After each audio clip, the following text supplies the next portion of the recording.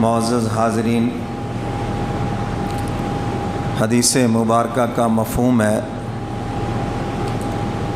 حضور علیہ الصلاۃ والسلام نے ارشاد فرمایا، تمہارے جسم میں ایک گوشت کا ٹکڑا ہے، اگر وہ صحیح ہو جائے تو تمہارا سارا جسم صحیح ہو جائے گا۔ اور پھر فرمایا کہ خوب سمجھ لو کہ وہ تمہارا دل ہے، اگر دل ٹھیک ہو گیا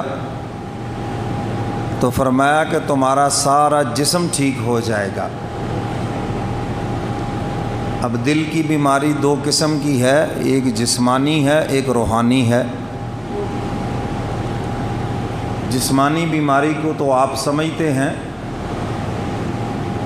ہارٹ پرابلم جس کو کہتے ہیں، دل کی تکلیف، اللہ تعالی ہم سب کو اس سے محفوظ فرمائے۔ اور آپ سمجھتے ہیں کہ جس کو دل کی تکلیف ہو جائے وہ بندہ نکارہ ہو جاتا ہے، بائی پاس ہو جائے، چند قدم وہ بیچارہ چل نہیں سکتا۔ تو میرے محترم سامعین، یہ تو دل کی جسمانی تکلیف ہے جس کو آپ سمجھتے ہیں،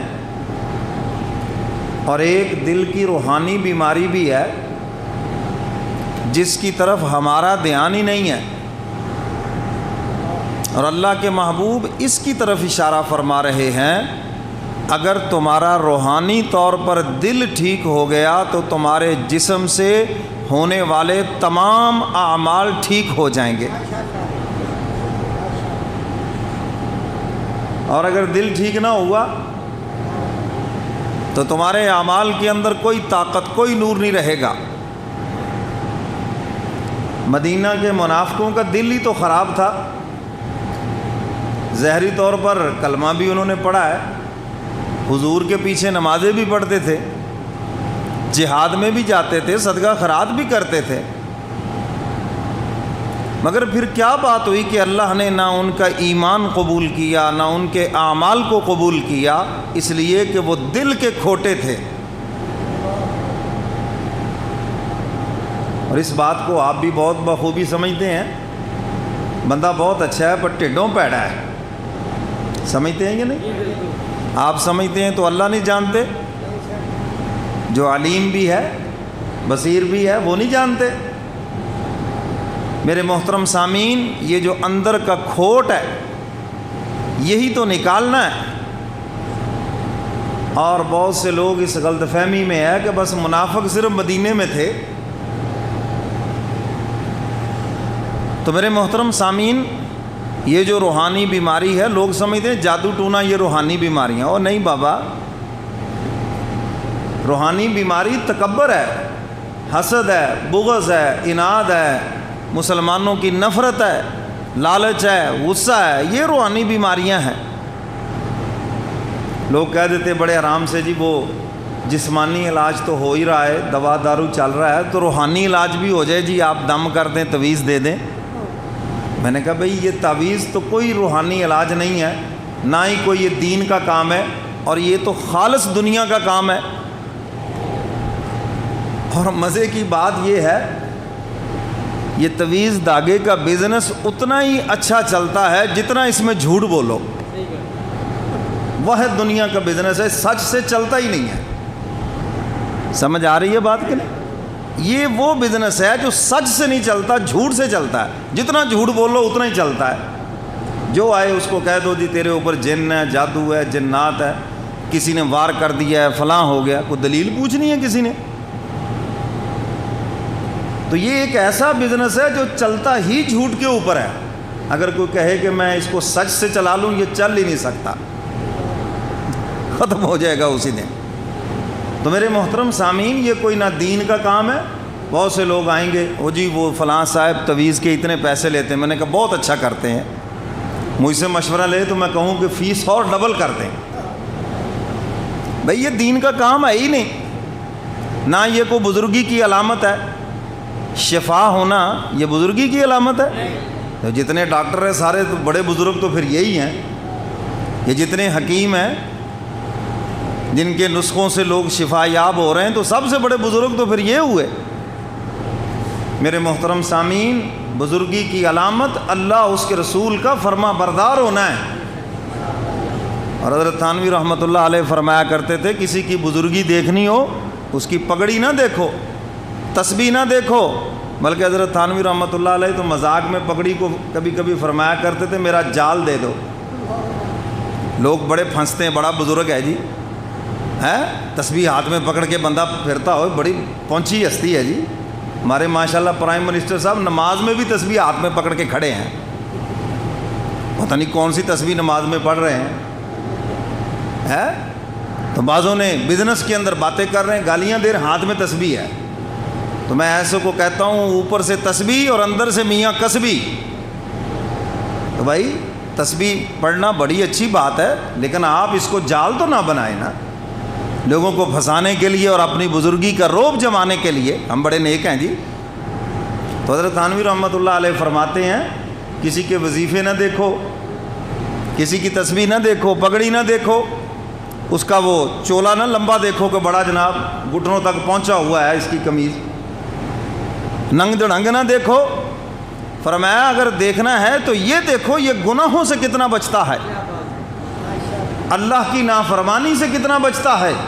فرمایا جتنا وہ اللہ کی نافرمانی سے بچتا ہے وہ اتنا ہی بڑا بزرگ ہے، اور اگر وہ اللہ کی نافرمانی سے نہیں بچتا تو وہ کچھ بھی نہیں ہے، سب فراڈ ہے۔ اگر وہ عورتوں سے پردہ ہی نہیں کرتا ہے، اگر وہ حلال و حرام کی تمیز ہی نہیں کرتا، اس کے چہرے پہ داڑھی نہیں ہے، حضور کی سنت کا حیا نہیں ہے اس کو، وہ کچھ بھی نہیں ہے، چاہے وہ ہوا میں اڑ کر کیوں نہ تمہیں دکھا دے، کچھ بھی نہیں ہے، وہ سب ڈرامہ ہے۔ تو فرمایا کہ اللہ والے کی پہچان ہی یہ ہے کہ یہ دیکھو وہ گناہوں سے کتنا بچتا ہے اور حضور علیہ الصلاۃ والسلام کی اتباع کتنی کرتا ہے، یہ معیار ہے۔ تو میرے محترم سامعین، یہ روحانی بیماری یہ سب سے بڑی بیماری ہے۔ تکبر زہر میں تو کچھ نہیں نظر آئے گا، یہ تو اندر کا روگ ہے۔ حسد ظاہری طور پر تو کچھ نہیں نظر آئے گا، یہ تو اندر کا روگ ہے۔ بغض ظاہری طور پر تو کچھ نہیں نظر آئے گا، یہ تو اندر کا روگ ہے۔ لالچ، ہرس، ہوس، یہ سب اندر کے روگ ہیں اور یہی روحانی بیماریاں ہیں۔ فرمایا کہ اگر کسی دل کو یہ بیماریاں لگ گئیں تو ہلاک ہو گیا وہ تو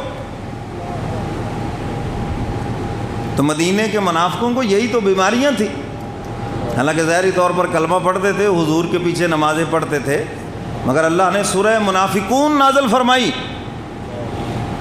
اور بتا دیا کہ نہ ان کا ایمان قبول ہے نہ ان کے اعمال قبول ہیں۔